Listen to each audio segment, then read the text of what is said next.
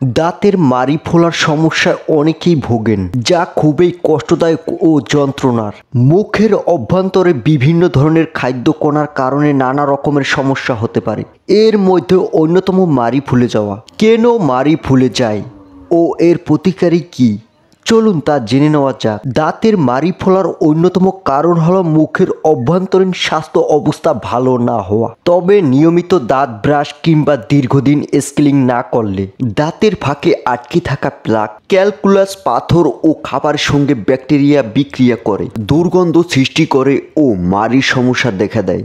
এছাড়া ডায়াবেটিস, গর্ভকালীন মাড়ির সমস্যা, leukaemia, vitamin C এর অভাবসহ বিভিন্ন হরমোনাল অসুখের মাড়ি ফুলে যেতে পারে ও মাড়ি থেকে রক্ত পড়তে পারে। প্রতিদিন সঠিক নিয়মে খাবারের পর 2 বার ব্রাশ করতে হবে। দাঁতের ফাঁকে খাবার আটকে গেলে দন্ত চিকিৎসকের কাছে গিয়ে পরিষ্কার করতে হবে।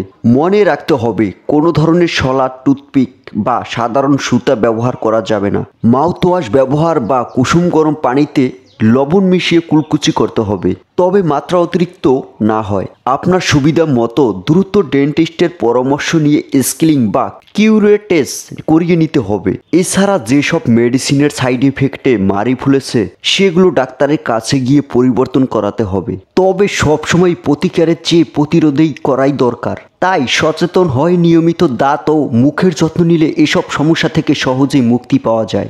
নিজের দাঁতের যত্ন নিতে 6 মাস পর পর নিয়মিত চেক আপ করিয়ে নিন। এতে যেমন ভালো থাকবে আপনার দাঁত, তেমনই ভালো থাকবেন আপনিও। দাঁতের রোগ থেকে ঘরোয়া 7টি উপায়ে মুক্তি মিলতে পারে। আদা। মুখের যে কোনো সংক্রমণে আদা সেই প্রাচীন কাল থেকে ঔষধি হিসেবে চলে আসছে। শুধু সংক্রমণ নষ্ট করাই নয়, মুখে নতুন করে ব্যাকটেরিয়ার আক্রমণও অনেকটা রোধ করে। লবণ পানি দিয়ে কুলকুচি করলে মুখের সংক্রমণ বা জীবাণু নষ্ট হয়, ফলে অনেকটা আরাম মেলে। দূর হয় বলে মাড়ির ফোলা ভাবটাও সঙ্গে সঙ্গে অনেকটাই কমে যায়। লবঙ্গ। দাঁতের সমস্যায় লবঙ্গ এক কথায় সবচেয়ে উপকারী ঘরোয়া টোটকা। দাঁতের ব্যথা হোক বা মাড়ি ফোলা সমস্যায় লবঙ্গ দ্রুত মুক্তি দিতে সাহায্য করে। কাস্টর অয়েল শুধু চুলের জন্যই ভালো নয়, দাঁতের জন্যও যথেষ্ট উপকারী। এই তেল যদি আক্রান্ত স্থানে লাগানো যায় তাহলে অবশ্যই উপকার পাওয়া যায়। লেবু পানি। সকালে দাঁত মাজার আগে লেবুর টক পানি দিয়ে মুখ ভালো করে কুলকুচি করলে মাড়ির সমস্যা অনেক অংশেই রোধ করা যায়। TT oil. মাড়ির সমস্যায় উপকারী উপকরণ হলো টিটি অয়েল। এ তেল দিয়ে দাঁতের গোড়ায় মালিশ করলে ফোলা মাড়ির অস্বস্তির হাত থেকে অনেকটা নিস্তার পাওয়া যায়।